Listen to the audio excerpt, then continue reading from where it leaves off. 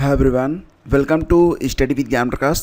दोस्तों, आज धनतेरस है और मैं ये कामना करता हूँ कि अगली बार जब आप धनतेरस मनाएं तो आप अपने पैसे से मनाएं, स्वतंत्र मनाएं और आप पूरी तरह से इकोनॉमिकली फ्री रहें और पूरी स्वतंत्रता के साथ अपना दीपावली, धनतेरस और बाकी के जो त्यौहार होते हैं उनको आप सेलिब्रेट करें। तो फ्रेंड्स, आज धनतेरस है तो आप लोगों के लिए यहाँ पर एक खास ऑफ़र मैंने लगा दिया है। करंट अफेयर की जो वार्षिकी है इस पर आपको फ्लैट 40 रुपये की छूट दी जा रही है। मतलब यहाँ पर ना तो आपको कोई कूपन लगाना है और ना ही आपको परसेंट की गणना करनी है, सीधे सीधे 40 रुपये आपको कम कर दिए गए हैं। तो ये जो ऑफ़र है ये 31 अक्टूबर तक चलेगा, यानी कि 31 अक्टूबर तक अगर आप करंट अफेयर की पूरी वार्षिकी लेते हैं जिसमें जनवरी से लेकर सितंबर 2024 तक का संपूर्ण करंट अफेयर मटेरियल है, तो ये जो पूरी वार्षिकी है ये पहले 110 रुपये की थी, ये फ्लैट अब आपको 80 रुपये की मिलेगी। ये ऑफ़र 31 अक्टूबर तक है, तो आप चाहें तो इस ऑफ़र का लाभ उठा सकते हैं। तो फ्रेंड्स देखो, आगे बढ़ेंगे और सबसे पहले तो ये देखते हैं कि देखो दिसंबर में कई सारी परीक्षाएं जो है प्रस्तावित हैं, लेकिन सबसे बड़ी बात यहाँ पर ये है कि आयोग की दो बड़ी परीक्षाएँ यूपीपीसीएस और आरओ की परीक्षा जो कि दिसंबर माह में ही होनी है। देखो यहाँ पर कुछ न कुछ पेंच तो नज़र आ रहा है, क्योंकि एक तो यहाँ पर ये भी पता चल रहा है कि परीक्षा एक ही दिन में करवाई जाएगी। इसके लिए अब तैयारियां जो है शुरू कर दी गई हैं। लेकिन अगर परीक्षा एक ही दिन में करवाई जाती है तो पूरी की पूरी जो व्यवस्था है वो अब से ही शुरू करनी पड़ेगी। यानी कि अभी तक तो आपने देखा कि अमरोहा से जो न्यूज़ आई थी उसमें 7 और 8 दिसंबर को यूपीपीसीएस की परीक्षा कराने के बारे में सेंटर की जो सूची थी वो आयोग को भेजी गई थी। लेकिन अभ्यर्थी जो हैं वो लगातार डिमांड कर रहे हैं कि परीक्षा एक ही दिन में होनी चाहिए। अगर परीक्षा एक दिन में नहीं होती है तो इससे आगे चलकर बहुत सारी दिक्कतें तकनीकी रूप से होंगी और अभ्यर्थियों को भी होंगी, मामला कोर्ट में भी जा सकता है। तो अब धीरे धीरे यहाँ पर सहमति इस बात पर बनती दिखाई दे रही है कि परीक्षा एक ही दिन में कराई जा सकती है। फिलहाल दो बड़ी परीक्षाएं हैं, क्योंकि दिसंबर का जो पहला सप्ताह है या दूसरा सप्ताह है उसमें यूपीपीसीएस की परीक्षा होगी और फिर आपका जो तीसरा सप्ताह है, तीसरे सप्ताह में आपकी एक बड़ी परीक्षा है आरओ की, जिसमें लगभग आपके आरओ के दुगने से ज़्यादा अभ्यर्थी जो हैं परीक्षा में शामिल होंगे। तो दोनों परीक्षाओं को कराना फिलहाल तो आयोग के लिए एक बहुत बड़ी चुनौती है, बहुत बड़ा चैलेंज है। और यहाँ पर अखबार के मुताबिक परीक्षा समय पर होगी या नहीं, इस पर अभी असमंजस है। अगर परीक्षा टलती है तो महाकुंभ के बाद ही होने की उम्मीद है।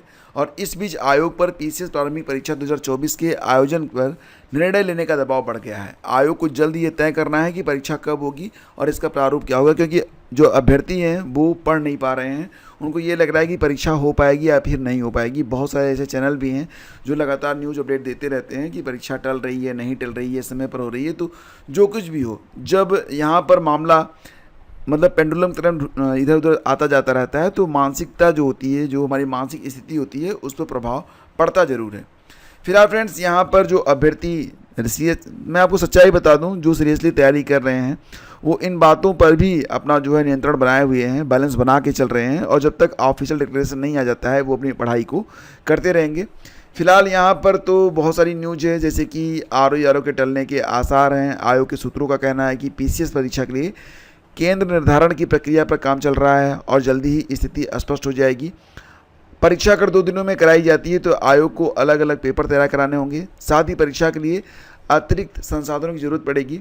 अगर शासन के मानक के अनुसार पर्याप्त केंद्रों की व्यवस्था हो जाती है तो परीक्षा पहले की भांति एक दिन में कराई जा सकती है। मतलब अभी आप यहाँ पर देखेंगे तो दोनों प्रकार की न्यूज आ रही है कि 2 दिन में कराई जाएगी तो 2 सेट पेपर बनाना पड़ेगा, फिर नॉमिनेशन होगा जिसका अभ्यर्थी विरोध कर रहे हैं। अगर एक दिन में पेपर बनता है, एक दिन के लिए अगर परीक्षा कराई जाती है तो परीक्षा केंद्रों की भी व्यवस्था नहीं हो पाई है। तमाम चीज़ें हैं, तो अभी तो आयोग ही स्पष्ट करेगा। अभ्यर्थियों का कहना है कि 2 दिन की परीक्षा में एक समान मूल्यांकन के लिए मानकीकरण होगा, जिससे भ्रष्टाचार को बढ़ावा मिलेगा। तो पिछले दिनों आपको पता ही है कि अभ्यर्थी जो हैं कैंडल मार्च भी निकाले थे और आयोग में भी 6 घंटे तक धरना प्रदर्शन और चक्का जाम चला था। और उसमें अभ्यर्थियों ने भी कहा था कि आयोग चाहे तो कुछ वक्त और ले लेकिन परीक्षा को एक ही दिन में कराई जाए। फिलहाल ये जो न्यूज़ है इससे तो यही पता चल रहा है कि फिलहाल अभी दिसंबर में परीक्षा होगी या फिर नहीं होगी, अभी आयोग ही इस पर निर्णय करेगा। और देखो, मैं आपसे यही कहूँगा कि बहुत सारे चैनल आपको आश्वस्त कर चुके होंगे कि दिसंबर में परीक्षा नहीं होगी, तो मैं आपसे बस यही कहना चाहूँगा कि दिसंबर में परीक्षा होने के पूरे चांसेज हैं। आयोग चाहे तो क्या कुछ नहीं कर सकता है। तो आप बिल्कुल तैयार रहिए, अपनी जो तैयारी है उसको आगे बढ़ाइए और इस शब्द पर तो बिल्कुल मत जाइए कि परीक्षा होगी या फिर नहीं होगी। आपको अभी जो टाइमलाइन दिया गया है, आपका जो सिलेबस है वो इनफाइनाइट है, अथाह है, तो फिलहाल उसमें डुबकी लगाइए और कुछ मोती चुन लाइए, क्योंकि वही होता है ना कि एक बार अगर चूक गए तो पता नहीं अगली बार ये अवसर आपको मिलेगा भी या फिर नहीं मिलेगा, क्योंकि जिम्मेदारियां जो होती हैं, आपकी जो उम्र होती है उसकी एक सीमा होती है और एक समय के बाद आप कब जो है स्टूडेंट्स गार्जियन बन जाएंगे पता नहीं चलता है। और फिर एक बार अगर आपके ऊपर कुछ अतिरिक्त जिम्मेदारियां आ गई, कुछ ऐसे सर्कमस्टेंसेस बन गए कि आप स्ट्रिक्टली समय नहीं निकाल पाएंगे, तो फिर बड़ी मुश्किल हो जाएगी। तो फिलहाल तो जो समय है उसमें अपनी स्टडी पर ही फोकस करें, मेरी ओर से तो यही राय है। आगे बढ़ते हैं और देखो, उत्तर प्रदेश लोक सेवा आयोग की ओर से एक नोटिस जारी हुई है। इसमें सम्मिलित राज्य कृषि सेवा प्रारंभिक परीक्षा 2024 की जो मुख्य परीक्षा होगी उसमें आवेदन की प्रक्रिया शुरू हो चुकी है और ये 28 अक्टूबर से लेकर 11 नवंबर तक आवेदन चलेंगे। देखो, यहाँ पर आवेदन करने के बाद जो है हार्ड कॉपी भी आपको आयोग पर जमा करनी पड़ती है, या तो डाक से या फिर बाई हैंड आपको जमा करनी पड़ती है। सम्मिलित राज्य कृषि सेवा मुख्य परीक्षा में कुल पदों की संख्या 268 है और कुल मिला के 2029 अभ्यर्थी जो हैं वो शॉर्टलिस्ट किए गए हैं मुख्य परीक्षा के लिए। तो यहाँ पर देखो, आवेदन की जो मुद्रित कापी को सभी संलग्नों के साथ जो है एक लिफाफे में भरकर 18 नवंबर शाम 5 बजे तक या फिर उससे पहले डाक के माध्यम से या फिर व्यक्तिगत रूप से उपस्थित होकर आयोग के गेट नंबर 3 पर आपको सम्मिलित यानी कि जमा कराना पड़ता है। तो ये ध्यान रखिएगा आप लोग। और फिलहाल आगे बढ़ते हैं और एक बात आप लोगों से यहाँ पर और बता दें कि जो सम्मिलित राज्य कृषि सेवा की परीक्षा हुई थी, प्रारंभिक परीक्षा हुई थी, इस परीक्षा में जो प्रश्न पूछे गए थे फ्रेंड्स, वाकई बहुत ही ज़बरदस्त क्वेश्चन थे। तो अगर आप यूपी पीसीएस दे रहे हैं या फिर आरओ दे रहे हैं या फिर आप यूपी ट्रिपल एससी की परीक्षाओं में शामिल होने वाले हैं, सम्मिलित राज्य सेवा कृषि प्री की जो परीक्षा हुई थी, जो जीएस के प्रश्नों से पूछे गए थे, उन प्रश्नों को देख लीजिएगा। इसका लिंक मैं आपको वीडियो के डिस्क्रिप्शन में दे दूंगा, कम्युनिटी टैब में दे दूंगा और जो आपका पहला कमेंट होगा उसमें भी मैं डाल दूंगा, तो उसको देख जरूर लीजिएगा। आपको पता चल जाएगा कि जो प्रश्नों की प्रकृति है लगातार बदल रही है और प्रश्न जो है वो कठिन से कठिनतर होते चले जा रहे हैं। दोस्तों, बात कर लेते हैं मुख्य सेविका के बारे में। जैसा कि आप लोग जानते हैं कि इस पर एक रिट पड़ी हुई है और पिछली 2 डेट्स पर जो सुनवाई होनी थी, सुनवाई नहीं हो सकी थी। अब इस पर जो अगली सुनवाई होनी है वो 12 नवंबर को होगी और इसे यानी कि ये जो याचिका थी आपकी 12/924, इसे जो है 13/907 के साथ कनेक्ट कर दिया गया है, यानी कि दोनों पर जो सुनवाई होगी वो एक साथ होगी।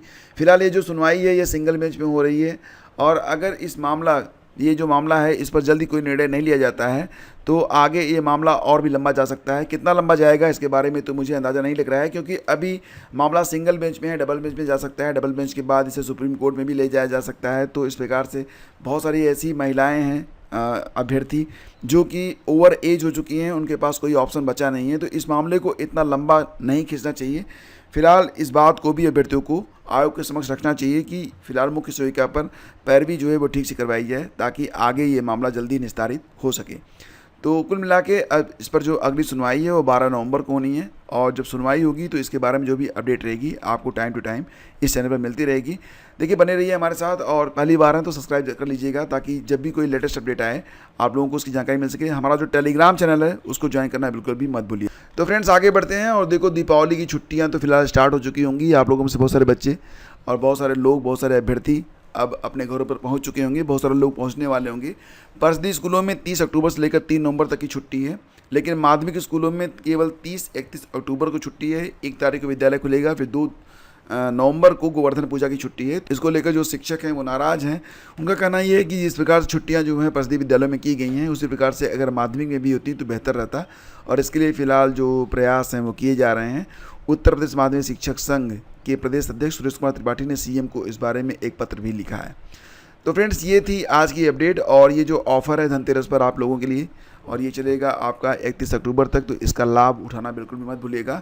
याद रखिए कि पहले इसकी कीमत 110 रुपये थी, 40 रुपये घटाकर अब इसकी कीमत केवल 80 रुपये कर दी गई है और आपको 31 अक्टूबर तक इसी कीमत पर पूरी वार्षिकी उपलब्ध कराई जा रही है। मिलते हैं आपसे अगले वीडियो में। आगे दीजिए, नमस्कार, जय Hind, have a great day, happy Diwali.